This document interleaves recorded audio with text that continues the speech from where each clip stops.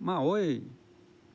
Hoje, 17 de agosto de 2024, não começo com o bordão clássico, bons dias. Fomos surpreendidos com algo que não deveria ser surpresa para nenhum ser vivo, mas a gente nunca está pronto para essa notícia, mesmo que nós acreditemos na continuação da vida, né? Não tem como o assunto ser outro, a não ser Cenoura Bravanel, ilustríssimo, querido Silvio Santos. Para quem tem mais de 25 anos e que chegou a passar algum domingo na casa da avó, provavelmente deve ter assistido algum programa de Silvio Santos. E para quem tem mais ainda, mais idade, provavelmente deve ter passado um filme na nossa cabeça. Sentimentos, né? Todos familiares, principalmente, né?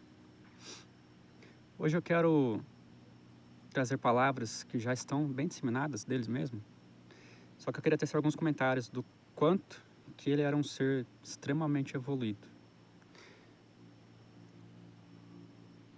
E ele, sendo judeu, não acreditando em Jesus como o próprio Messias, como os judeus, mas em atitudes cristãs muito maiores do que uma grande parte dos cristãos, né? Um homem exemplar, em ética e tudo. E falho como qualquer outros seres também, né, em pequeníssimas proporções, mas querendo sempre acertar. Deixou um vazio muito grande, né? Senão o Bravanel parte, Silvio Santos permanece. Eu quero primeiro trazer a carta que a própria família Abravanel trouxe hoje. Eu vou ler bem rápido para dar tempo de encaixar nos 10 minutos, tá? Colegas de auditório, colegas de uma vida, o que dizer para vocês nesse momento? Acreditamos que muitos de vocês estejam compartilhando da mesma saudade que nós, hoje, estamos sentindo. Queremos dizer para vocês que por muitas vezes ao longo da vida, à medida que nosso pai ia ficando mais velho, ele ia expressando um desejo com relação à sua partida.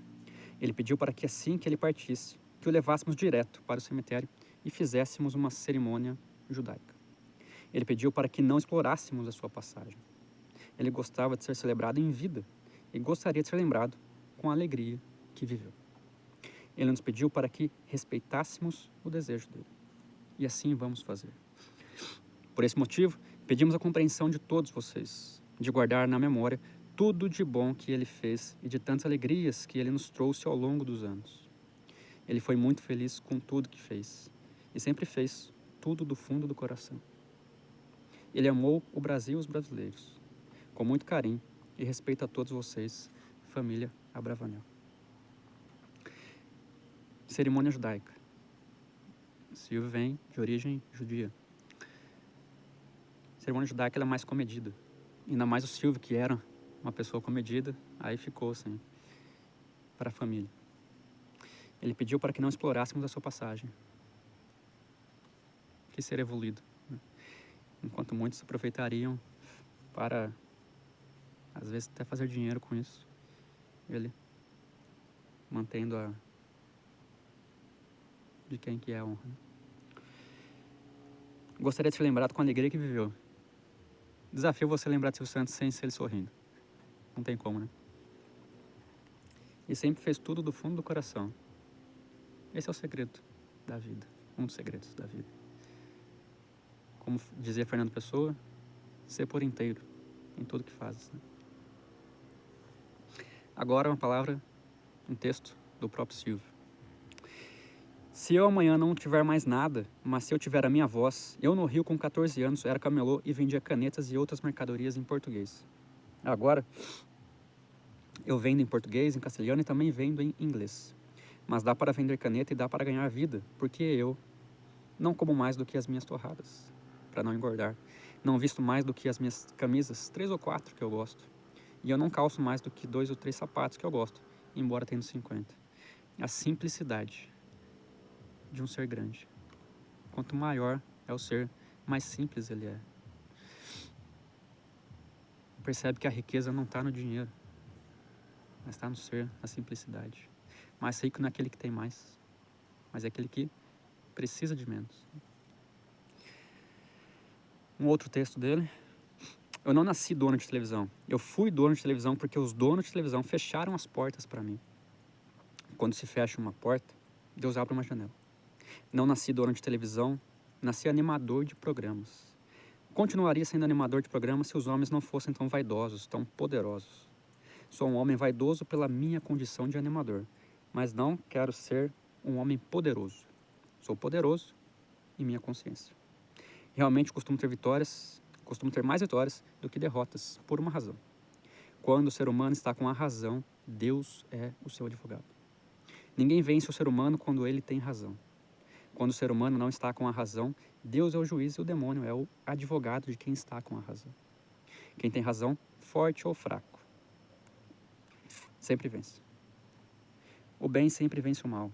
O mal vence por alguns minutos, por algum tempo, mas o bem sempre vence o mal. E não teríamos razão para viver, mesmo que essa vida termine em pó, se o mal vencesse o bem. O sol já se pôs, o dia também está em luto, está indo, deixando as coisas mais calmas. Quando se fecha uma porta, Deus abre uma janela. Na real, a gente interpreta como se fosse uma porta fechada, mas não é a porta sendo fechada. É uma libertação de algo que não seria agradável para nós. O nosso ego grita, eu quero aquilo, e Deus fala, não é bom para você, vai para outro caminho. Se os homens não fossem tão vaidosos, tão poderosos, a ganância do homem em querer, enquanto alguns mais simples precisam ter voz. E muitas vezes, os mais simples, os mais bondosos querem ficar em silêncio, né? Caladinho, mas precisam falar, precisam aparecer. Sou poderoso em minha consciência. Nossa consciência, espiritualmente falando, está além da nossa mente, está além do nosso ego. É o que está mais próximo de Deus, onde está todas as leis divinas. Nós, por sermos filhos de Deus, nossa consciência é poderosa demais. Quando o ser humano está com a razão, Deus é seu advogado. Aqui eu interpreto que razão, que ele quis dizer, quando o homem está dentro das leis divinas, Deus é seu advogado. O mal vence por alguns minutos, por algum tempo, mas o bem sempre vence o mal. Estamos vendo agora muita coisa da não luz acontecendo, é por um tempinho, para a vitória do bem. Vim com tudo. Agora, para finalizar, sobre Deus. O Deus que eu acredito, é claro. Perguntar para ele sobre o que ele acredita em Deus, né?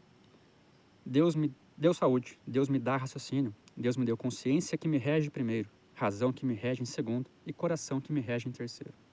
Quando a minha emoção começa a tomar conta de mim, vem a minha razão e fala, o que é isso? Que besteira é essa? E ainda quando a minha emoção vem da minha razão, vem a minha consciência e fala, olha, eu vou te acompanhar até o último suspiro, hein?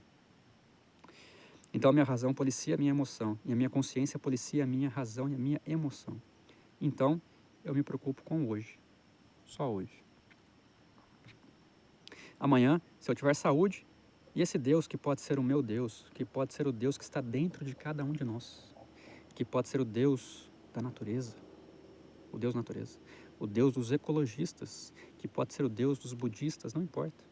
Esse Deus que nos rege e nos diz o seguinte, amai aos outros como a ti mesmo. Esse é o Deus que eu acredito. Quase um Deus de Spinoza, né? Deus me deu consciência que me rege primeiro, razão que me rege em segundo e coração que me rege terceiro. Eu gosto de uma interpretação que eu tenho para isso.